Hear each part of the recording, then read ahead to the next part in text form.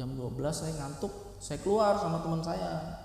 Jadi saya masuk mobil, saya itu duduk di supir. Saya nggak tahu jamnya jam berapa ya, mungkin udah jam 12 lewat. Saya kebangun, nah pas kebangun itu ternyata ada sosok kuntilanak.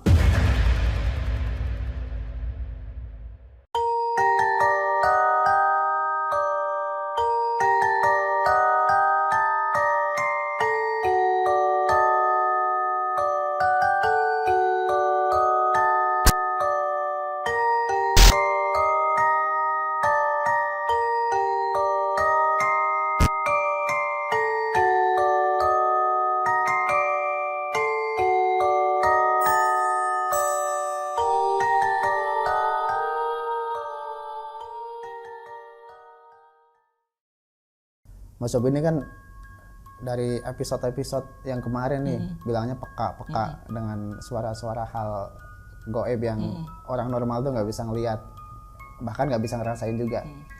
Kalau Mas Sobi merasa hal itu sejak kapan? Ya semenjak SMP kayaknya. Oh, SMP. Mulai bisa peka gitu Mas. Awalnya gimana tuh Mas bisa ngedengerin suara-suara aneh gitu?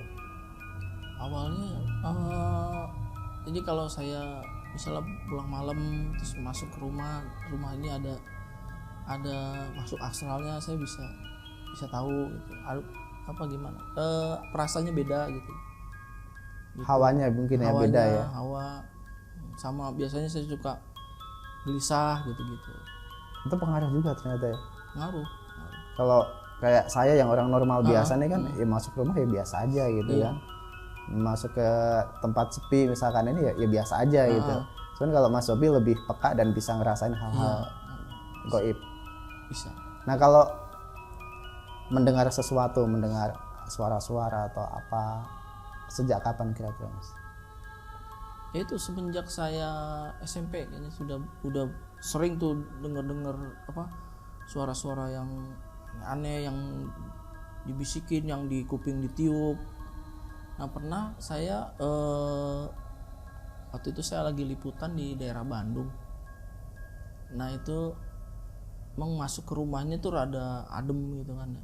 Udah mulai ngerasain ya? Ada ngerasain. Nah di situ tuh ternyata modifikator yang saya datengin itu bapaknya atau kakeknya itu pelukis tuh pelukis rekra zaman dulu.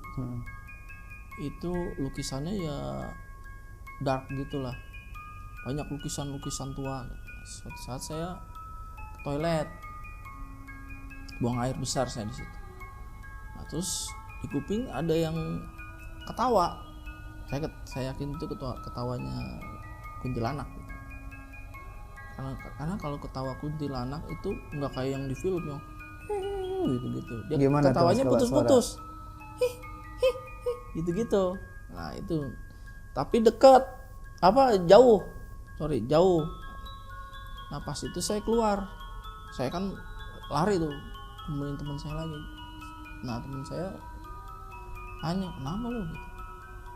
Gue diketawain nih. Gitu. Dia ketawa, yang punya rumah tuh. Nah bukan lo doang, banyak yang udah begitu. Jauh apa dekat, dia bilang gitu. Jauh, nah itu berarti dekat. Kalau kelihatannya dekat berarti jauh. Oh berarti di kuping gua dong. Berarti di kuping gua banget dong. Iya gitu. Itu sih ceritanya. Ya yang lain-lain sih banyak suka. Ada kalau pulang malam kebetulan kan depan rumah saya kuburan. Cuma sebatas tembok aja tuh. Ya sering gitu. Udah sering lah.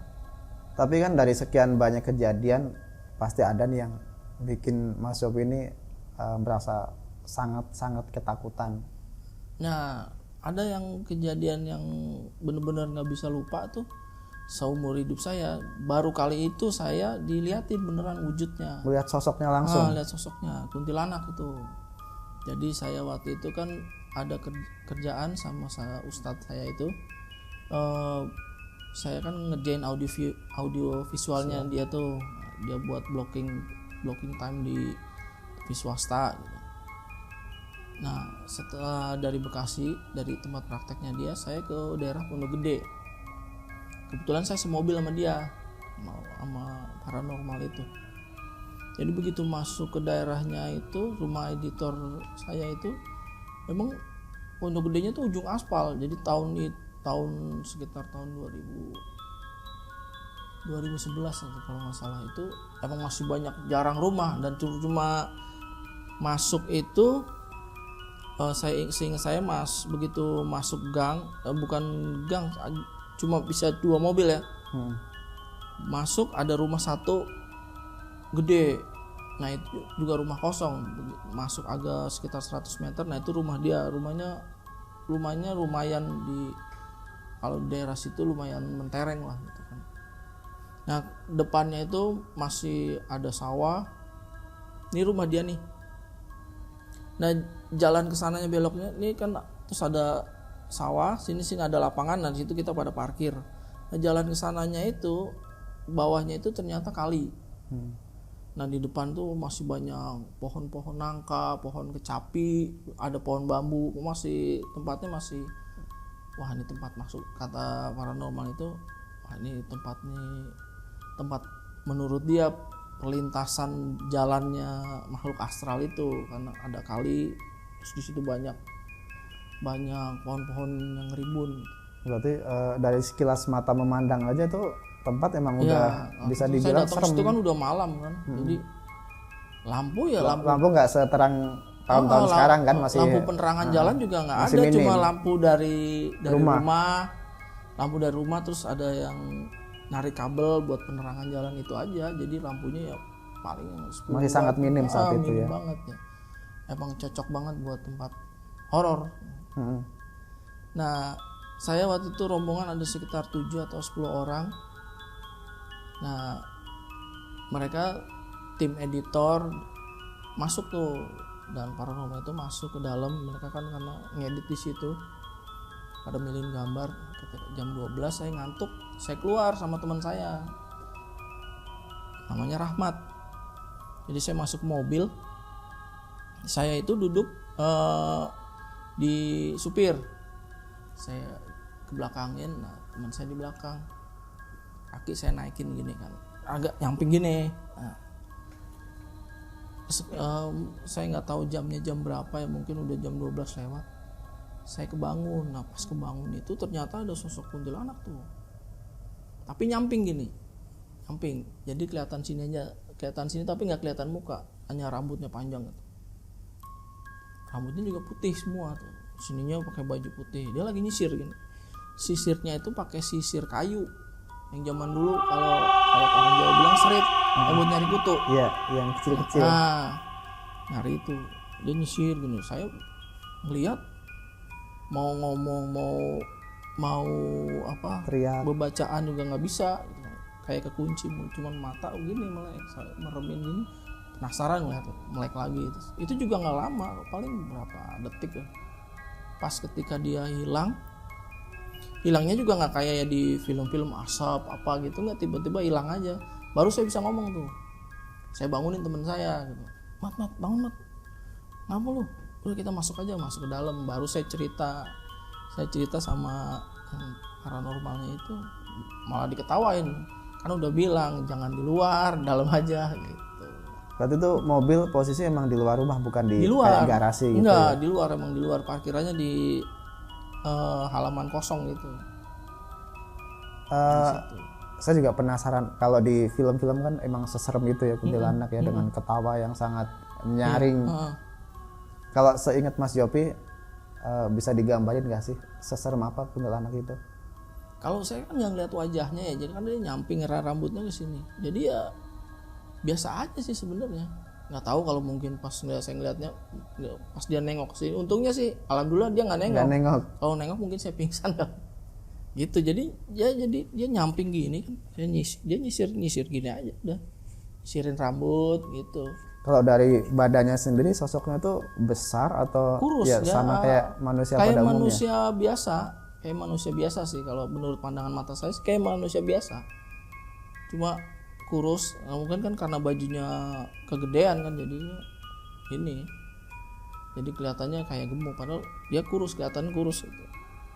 Dan itu juga nggak apa ya, saya ngeliat sih kayak samar-samar, kayak gimana kalau dibayangin itu kayak asap gitu, jadi bukan kayak yang nyata, yang benar-benar kelihatan banget gitu. Gitu. Jadi kayak asap gitu. Jadi kalau mungkin kalau saya tangannya gini bisa nembus mungkin. Karena kan saya juga Di dalam mobil. Dalam mobil ada kaca juga kan, panik juga kan, masih lagi ngantuk-ngantuk gitu, lihat kayak gitu. Tiba-tiba bangun ada sosok kuntilanak. Itu. Ya sepanjang hidup saya baru kali itu yang benar-benar ditampakin, benar-benar kelihatan wujud sesosok hantu kuntilanak tuh ya seperti itu. Ya, kalau masalah diketawain apa gitu sih udah sering. Sampai saat ini gimana Mas? Masih sering dengar? Kalau itu sampai sekarang sih masih sering. Kalau pulang ada suara gagak lah apa terus ketawa gitu-gitu. Nah, saya mikir itu mah ini kali musang mau kawin. Karena kalau musang mau kawin kan suaranya mirip-mirip. Kan kalau orang yang walaupun nggak dipelajari secara detail secara ini Mas, kan pasti tetap ada ya akar-akarnya nih. Ada nggak sih keturunan dari mungkin silsilah keluarga atau mungkin dari anaknya Mas Yopi atau kakak atau abang atau siapa yang punya hal yang sama mungkin, atau bahkan dia lebih di atasnya ilmunya? Kalau itu mungkin nggak lebih di atas ya, mungkin dia lebih peka lagi karena dia bisa nggak cuma dengar, dia bisa ngelihat. Itu jadi cucunya bude saya, dia dari kecil emang. Jadi kalau diajak orang tuanya, diajak bude saya atau diajak sepupu saya tuh ke suatu misalnya ke tempat makan gitu ya, tempat makan itu ada pesugihannya gitu, dia suka nangis tuh buru-buru minta cabut, nangis karena dia suka kadang ngeliat jangan makan di situ, itu mangkoknya ada yang ludahin gitu. Udah ini makhluk astral itu. Nah dia tuh yang lebih peka. Itu seperti yang digambarkan di film-film sebenarnya ya. Itu dia dan ternyata di dunia nyata emang ada ya hal-hal yang kayak gitu ya, buat istilahnya penglaris kali ya. Mungkin gitu. Kayak gitu. Nah, kalau dia lebih peka karena dia bisa ngelihat. Kalau saya sih alhamdulillahnya nggak bisa ngelihat, cuma bisa denger, ngerasain gitu bisa. Dan sekali-kali yang lihat sekali-kali sampai bengong, sampai nggak bisa ngapa-ngapain ya. Ya jangan sampai ngelihat lagi. Ngelihat lagi nggak apa-apa, nanti bisa diceritain lagi di studio Alur buat ya, pengalaman kawan-kawan Alur nanti. Yang nggak menyeramkan sih nggak apa-apa gitu. Mas Yopi, sebelum kita menutup segmen ini, segmen keramat, boleh kasih pesan-pesan atau petuah-petuahnya ke kawan-kawan Alur Kehidupan yang kebetulan lagi menyaksikan episode kali ini. Bukan petuah kali ya, lebih ke nasihat kayak nasihat. Boleh nggak apa-apa. Pesan-pesan mungkin ya, pesan-pesannya apa sih? Jadi kalau sebenarnya makhluk astral itu kan emang ada. Kadang emang banyak sih orang yang nggak percaya gitu. Karena saya baca-baca juga emang mereka tuh jumlahnya lebih banyak dari manusia kan, karena mereka nggak mati ya. Ya kita lebih lebih saling menghormati lah gitu aja. Sama misalnya ada tempat keramat ya, kita kalau kemana-mana permisi dulu gitu. Ya artinya kita emang mau nggak mau ya harus percaya sebenarnya dunia gaib dan dunia nyata itu berdampingan. Hanya saja kita nggak bisa melihat mereka, tapi kadang kalanya bisa melihat, dan yang dunia gaib justru malah bisa melihat kita ya. Kadang saya pernah lihat di YouTube apa di mana saya lupa gitu. Jadi kalau sebenarnya makhluk astral itu juga nggak mau menampakkan dirinya gitu sebenarnya emang, karena kan dia kalau misalnya dia menampakkan dirinya itu katanya sih sakit gitu. Saya dengar di YouTube itu, atau katanya sih dia sakit gitu. Nah saya juga nggak paham juga. Jadi sebenarnya dia juga nggak mau menampakkan dirinya. Kadang juga orang suka kalau jadi kebawaan hati tuh, misalnya masuk ke tempat angker gitu, di otaknya ntar ada kuntilanak, ada apa, ntar kadang suka jadi kayak nimbul padahal halusinasi apa gitu, sugesti aja sugesti sebenarnya. Kadang suka kayak gitu juga sih. Makanya saran saya kalau masuk ke tempatnya itu ya baca-baca doa, permisi gitu. Ya, di mana bumi dipijak, langit kita junjung. Iya, Itu memang yang petuah yang memang harus dijaga dan itu semua orang memang harus memegang kata-kata itu, Mas ya. Nah, iya, harus gitu ya, saling menghormati lah. Kita kan hidup meskipun alamnya lain, tapi kan nggak bisa dipungkiri juga makhluk itu ada. Betul. Kita saling menghormati aja. Oke. Kayaknya sudah saatnya kita tutup episode kali ini, Mas Yofi. Ya, siap, Mas. Oke, buat kawan-kawan alur kehidupan, terima kasih yang sudah menyaksikan episode Keramat kali ini. Saksikan terus tayangan-tayangan dari channel YouTube Alur Kehidupan, yang pasti kita akan selalu mendatangkan, selalu menghadirkan para narasumber yang berkompeten, yang dengan kisah nyata, bukan seperti channel sebelah yang cuman omong-omong, ceritanya kadang dibikin-bikin. Terima kasih. Kembali mengingatkan yang belum subscribe, silahkan di subscribe dulu. Follow juga sosial media kita, ada di Facebook, Instagram, dan juga TikTok. Sekian, wassalamualaikum warahmatullahi wabarakatuh. Waalaikumsalam.